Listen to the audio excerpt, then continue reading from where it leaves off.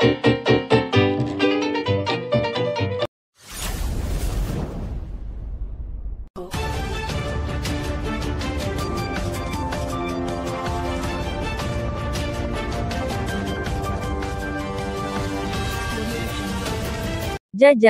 Dewan Pengurus Pusat Pemuda Melayu pada Rabu malam Kamis, tanggal 20 Oktober tahun 2021, datang bersilaturahmi ke Sekretariat Majelis Betawi untuk bertemu dengan Ketua Umum Majelis Betawi, yang juga Jenderal Budaya Betawi, Haji Abu Bakar Sadeli. Menurut Sekretaris Jenderal Dewan Pengurus Pusat Pemuda Melayu, Hendy Sutarsa, maksud dari silaturahmi tersebut dalam rangka mengerat tali persaudaraan antara Melayu dan Betawi, dan tentu saja, masih kata Hendy Sutarsa, untuk menggali lebih dalam lagi pengetahuan tentang kebetawian, terutama dalam aspek seni dan budaya.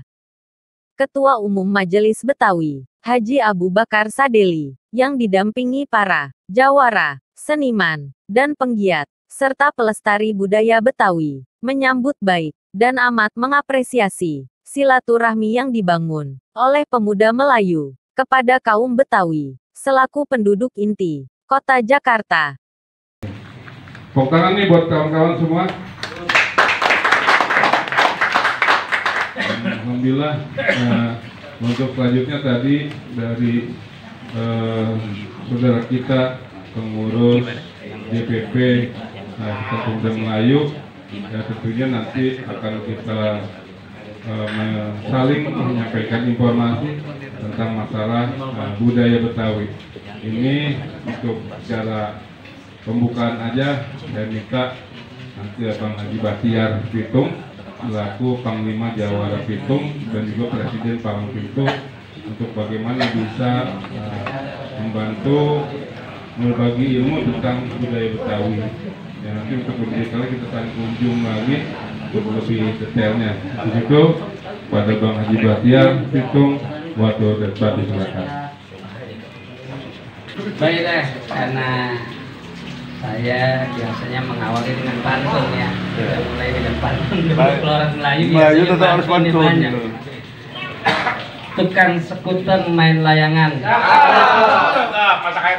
Ke Bekasi ider-iderannya. Selamat datang Ikatan Pemuda Melayu beserta rombongan. Terima kasih atas kehadiran.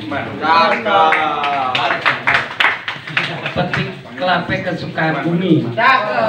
Jalan kaki lewatin sumur. Barang siapa yang suka silaturahmi, banyak rezeki dan banyak umur. Pokoknya isi saya pantun aja udah. Perbedaan itu rahmat, jangan digede-gedein. Silaturahmi itu nikmat karena rezeki udah pada nungguin. Makanya banyak tuh. Ya. Terakhir saya pantun tentang si pikul dibagi 3 dari Pelabuhan ke Teluk Naga. Suku kita boleh berbeda tapi persatuan kudu kita jaga. Baik, bicara orang Betawi kalau salah tolong di evaluasi. Pandoain hukumnya orang Betawi, harga mati hukumnya dia pasti orang Islam. Ini bicara Betawi. Jadi kalau ada belakangan suara-suara orang Betawi non Muslim, diragukan kebetawiannya. Apapun sejarahnya itu. Bicara Betawi, Muslim, Islam. Nah, bicara kaitannya dengan bela diri, Betawi itu juga identik dengan keagamaan. Jadi diawali dengan mengaji di dalam rumah tuh, istilahnya mengaji, ada yang mendersin, ada yang baca sifat 20, ada yang baca sesama, ada yang belajar fikih, ada yang belajar tajwid.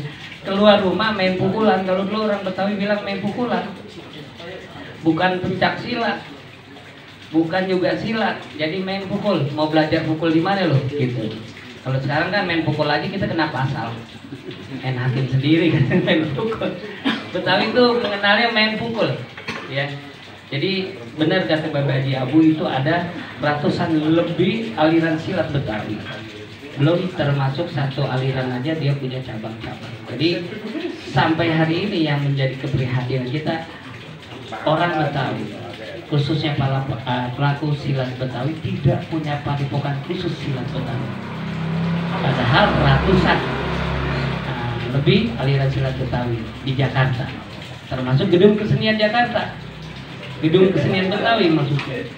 Kalau di Jakarta saya bukan ngiri dengan orang Sunda, maaf. Nah, dia punya gedung mewah untuk pertunjukan. Begitu duduk ada full AC, namanya Gedung Miss Cici. Mungkin udah pernah kali ya. Ada di Tanah Betawi di Jakarta khususnya. Orang Jawa juga punya. Nonton wayang golek, wayang kulit, duduknya juga di ruang ber-AC, namanya wayang orang Barata di Senen. Orang Betawi mau nonton lenong, nunggu hajatan, begitu hujan bubar. Karena dia nggak punya gedung pertunjukan khusus seperti orang Sunda dan Jawa. Padahal kita penduduk inti Jakarta, ibu kotanya Indonesia. Ini merupakan perjuangan yang jangka panjang yang enggak ada rapi-rapinya. Mungkin kira-kira kiamat kurang seminggu baru terpenuhi kan, kira-kira begitu. Karena orang Betawi yang duduk di atas pun juga bisa terhitung dengan jari, kalaupun duduk di atas belum tentu juga konsentrasi tentang seni dan budaya Betawi. Nah ini luar biasa kita tuh, jadi PR besar. Kalau kita main ke Taman Mini, ada padepokan pencaksilat di Taman Mini, itu kita menjadi penonton yang baik, karena terus terang aja itu sifatnya nasional. Ada Setia Hati, Tapak Suci, Merpati Putih, lagi-lagi silat Betawi yang ratusan lebih aliran silat Betawi menjadi penonton yang baik dan menjadi tamu di rumahnya sendiri.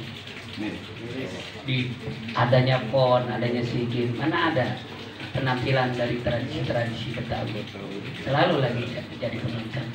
Bahkan saya dalam hati, kapan ya anak Betawi bisa main di istana kebudayaan.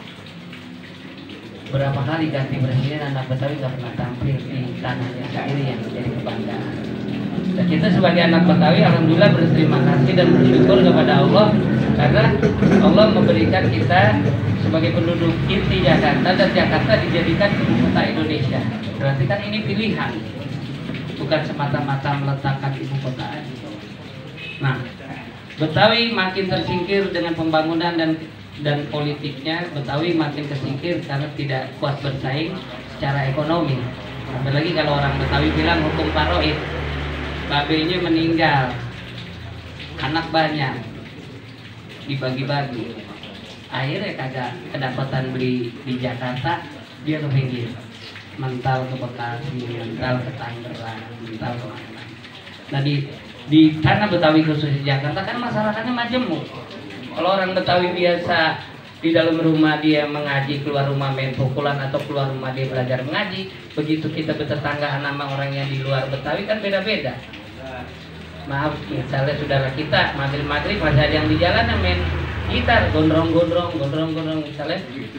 Kalau di Betawi enggak begitu. Iya.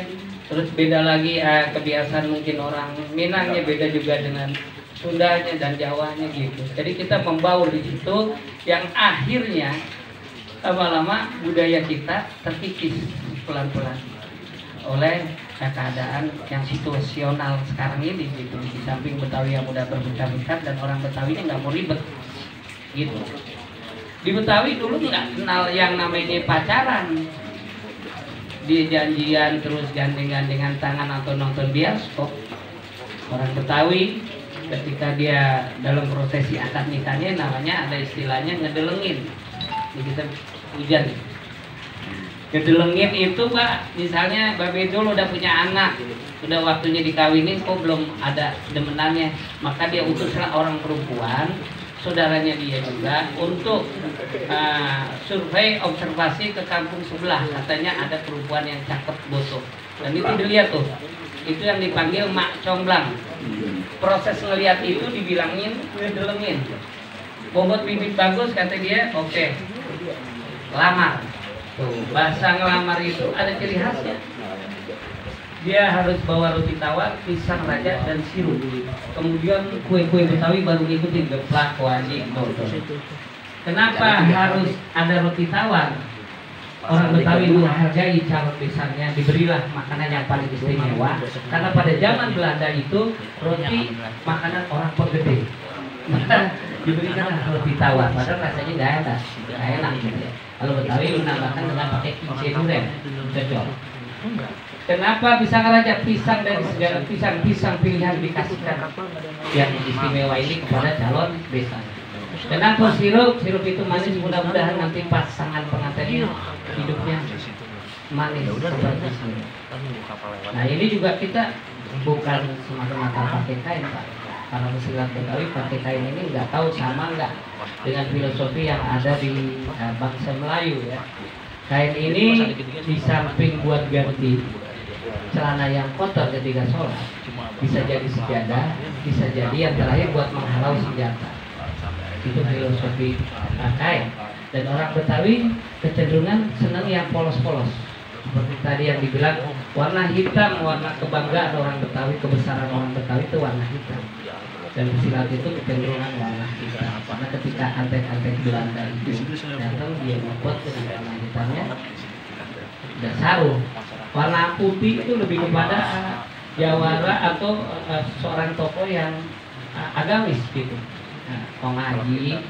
Kalau dulu kiai kecenderungan nggak ada yang istilahnya nggak punya main pukulan. Jadi seorang kiai kan dia ustadznya atau habib Betawi pasti punya main pukulan. Contoh kiai jawara itu ada Kiai Nur Ali dari Bekasi, ada dari Klender Kiai Gari, ada di kita Syekh Abdul Karim, ada tuh Guru Karim di Rawablo, ada Guru Mugeni, Guru Marduki, ada Guru Mansur. Mereka yang rata-rata kiai juga tapi jawara juga karena punya mainan. Orang Betawi itu ada bahasa Inggris, serendah-rendahnya orang Betawi pasti dia punya main pukulan walaupun tidak lulus. Sebengal-bengalnya orang Betawi pasti ngaji aja dia bisa. Apalagi yang dihafalin doa konten, doa terakhir tuh. Doa Tuhan ya karim, karim. Begitu rapi, berkat keluar. Nah itu orang Betawi gitu. Ada bahasa juga orang Betawi, gua yang jagonya nih, yang jago yang girohnya kalau berkelahi, gua diundang tahlil gua bisa tolak. Orang kematian bisa gua nggak datang. Tapi begitu diundang berkelahi 24 jam gua bangun. Walaupun sakit gigi dia bangun tuh. Begitu juga begitu diganggu dengan istilah kemarin itu kasus suku Betawi, dia bilang kita bodoh. Ya itu kalau bicara bodoh, ulama Betawi juga bodoh, leluhur kita juga bodoh. Itu udah mulai terus sih. Mudah-mudahan dari kasus ini menjadi satu kesatuan orang Betawi yang terpecah-pecah. Seperti kasusnya dulu surat Al-Maidah yang dilecehkan, umat Islam bersatu. Nah, balik lagi kita ke orang pacaran, Betawi kenapa nggak pacaran? Begitu saya mau ketemu anak Babedul, saya mau pacaran, yang ketemuin ini bapaknya yang temuin dulu. Ditanya lu anak mana? Kan coba sepukul dua pukul bisa nggak? Berkelahi di Betawi itu sebagai simbol keberanian dan bisa melindungi keluarganya dari hal-hal yang tidak diinginkan. Jadi dia lebih menjaga bagaimana harga diri dan jati diri orang Betawi melalui aktualisasinya belajar itu silat. Jadi, yang kedua dites ngaji lu udah hatam belum? Kalau enggak coba didengarin. Nah dua kebiasaan ini main pukulan dan ngaji dijadiin syarat buat dapetin perempuan Betawi. Nah calon mantunya cuma ngintip di jendela. Tuh ngintip di jendela. Pun keluarnya itu ngasih teh.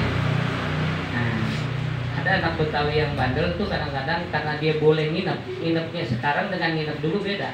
Kalau nginep sekarang ada tamu, kalau nginep dulu perjalanan jauh. Nanti takut nanti ada apa-apa sehingga itu pun tidurnya di luar, namanya balai tapang di depan jendela itu ada balai. Nah kadang-kadang orang Betawi yang nakal itu karena dulu pakai pagar, lagi nggak ketemu pacarnya cuma longok-longokan doang. Begitu dianggap calon mertua dan yang lain udah tidur, pagarnya dibolongin tuh. Iya. Dengan harapan calon pacar perempuannya pegang jempol, keluarin tangannya. Gitu. Keluarlah tangan yang perempuan ini dipegang. Itu udah tabu banget tuh orang kita. Bengalnya itu doang. Nah kalau yang sekarang disuruh nginep bisa ngacak-ngacak kalau yang kacau itu ya. Biasa judi. Dan begitu Pak Bedul sebagai calon mertua saya, dia lihat ada sesuatu yang nggak beres, dia biasa tarik. Nanyanya sholat tahajud, dilihat kok pagar gua bolong. nyaknya nenek-nenek nih keluarin juga telunjuknya. Kata ini pacar, wah keluar lagi nih. Begitu dia pencet, ini tangan gua katanya, suaranya lain dan neneknya udah lain gitu ya. Betawi yang agamis dan humoris itu nggak lepas tuh. Ini hari saya ngomong Mbak Bedul, lu malas sembahyang, lu begini tan neraka lu, kan begitu. Saya berokin air. Ntar udah rapi begitu, udah ada pisang goreng, udah ada roti apa namanya roti gambang. Itu orang Betawi dia. Nggak ada dendam, nggak ada kata bahasa bercanda orang Betawi lu kayak jangan kayak belangkon di depan gengge tapi belakang ngepelin gitu. Tapi kita nggak begitu gitu. Ceplas aja, makanya saya selalu bilang kalau bicara kebinekaan, bicara keberagaman, contoh orang Betawi. Dia nggak usah teriak-teriak saya bineka. Kok bisa begitu? Kita lihat flashback ke belakang di zaman itu berkawan dengan Tionghoa, tapi Tionghoa yang baik, bukan pengkhianat. Berkawan dengan Arab yang baik, jual tanah yang baik. Berkawan dengan Bugis dan lain-lain. Sampai sekarang dipraktekin sama orang Betawi keberagaman itu, kebinekaan itu. Gimana? Babe Haji aku punya kontrakan 10 isinya ada Jawa, Padang, Batak. Itu kan keberagaman. Dia nggak beda-bedain, lu nggak boleh orang Padang, orang Batak. Paling Haji aku usir kalau 3 bulan nggak bayar-bayar. Terpaksa, itu pun juga diusir baik-baik. Orang Betawi itu bukan main familiar, itu keluarga. Sampai-sampai rumahnya sendiri dulu nggak ada pakai pagar.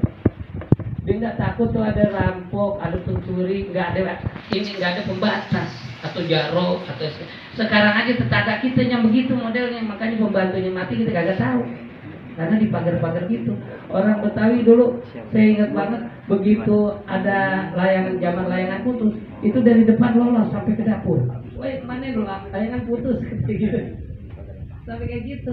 Baru sekarang di pagar-pagar dengan pagar yang tinggi karena masyarakat yang menyebut tadi.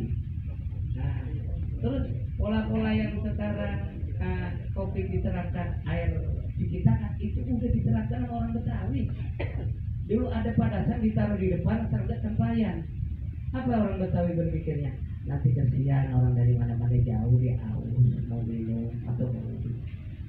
Nah begitu Covid dimungkinkan lagi model konsep seperti itu. Padahal orang Betawi udah terapin itu. Kalau sekarang diterapin, ditaruh tempayan yang bagus di depan, insya Allah besok hilang. Iya, karena masyarakatnya majemuk. Orang Betawi nangkep maling nih udah ketahuan nih, kalau udah babi dulu ya. Ini Betawi nih, TV udah dipegang sama dia. Dia tanya dulu, ini orang mana dia? Orang Ente Agung, jangan dia apa-apain.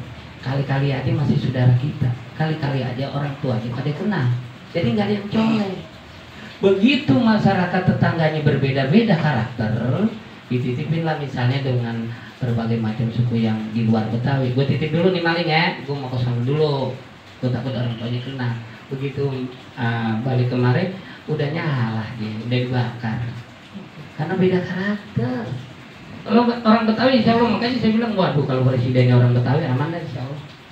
Ditanya dulu dari mana dulu, jangan nggak ada persekusi, nggak ada juga fisik di Betawi. Paling enak siapa yang paling galak di Betawi, bahasanya nih ya, orang yang paling kaku di Betawi, yang paling diseganin, ditakutin. Kalau dia lagi marah, semarah merapuk apapun, kalau kita datang langsung baik. Kenapa orang Betawi saya bilang humoris? Ada seorang ulama nih yang nggak pernah bercanda ngomongnya, selalu serius. Ketika itu jamaahnya dipanggil, murid-muridnya, besok gua mau bangun musola, mau pugar musola yang bagus. Kira-kira ada kenalan nggak? Karena kecenderungan murid-murid itu kadang-kadang nyari panggung juga, nyari muka juga. Saya ada biasa bangun apartemen lah, yang satu bangun apa sih mall segala macam. Udah singkatnya dipilih satu. Babedul lah, karena yang dekat Babedul dipilih. Jadi itu bangunan. Berapa bulan kemudian ada suara-suara kiai itu marah karena bangunan itu nggak beres. Ini khawatir karena emang dia sangat ini banget, tawadud banget dengan kiai.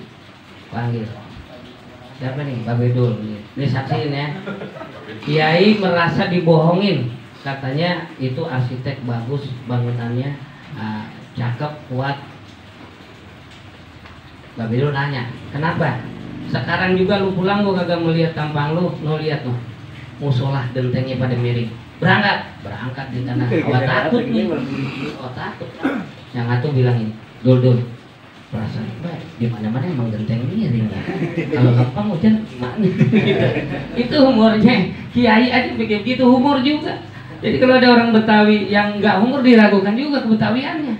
Sekalem-kalem apapun orang Betawi. Nah, balik lagi ke tadi yang kita bilang dari dia ngelamar itu, dari prosesi cara pacarannya orang Betawi seperti itu, ngelamar, baru kemudian setelah lamaran jatuh kepada acara akad nikah. Akad nikah itulah dia bawa roti buaya. Betawi diiringi dengan rebana ketimpring. Betawi dihantar juga dengan petasan.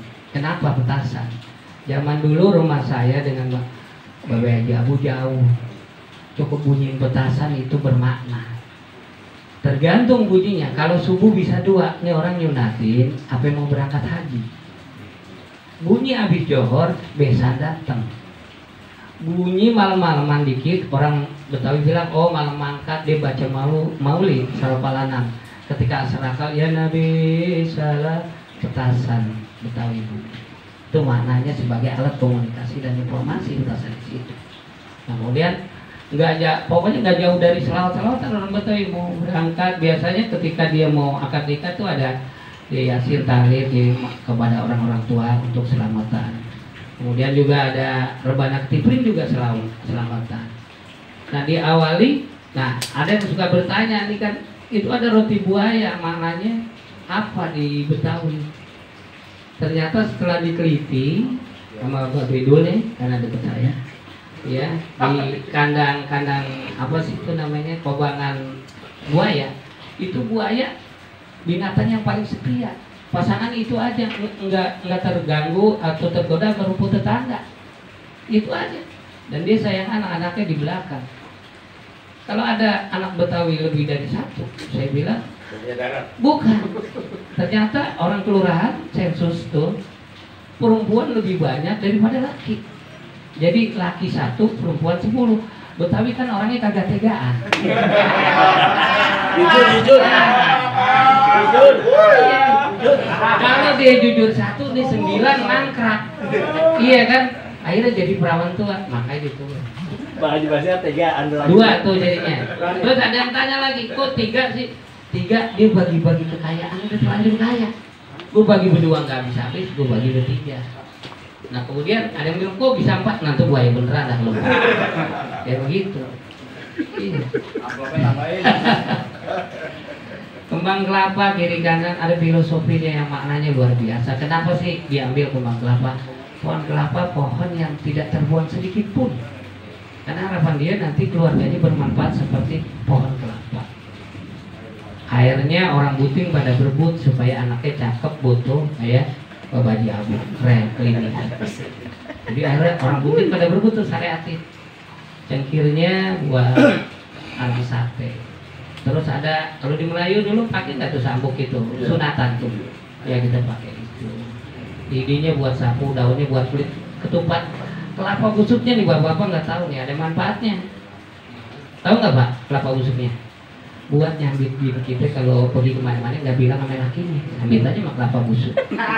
Karena ajaran Islam harus ngomong walaupun ke warung. Lesetannya kayak gitu sampai kelapa busuknya ada manfaatnya.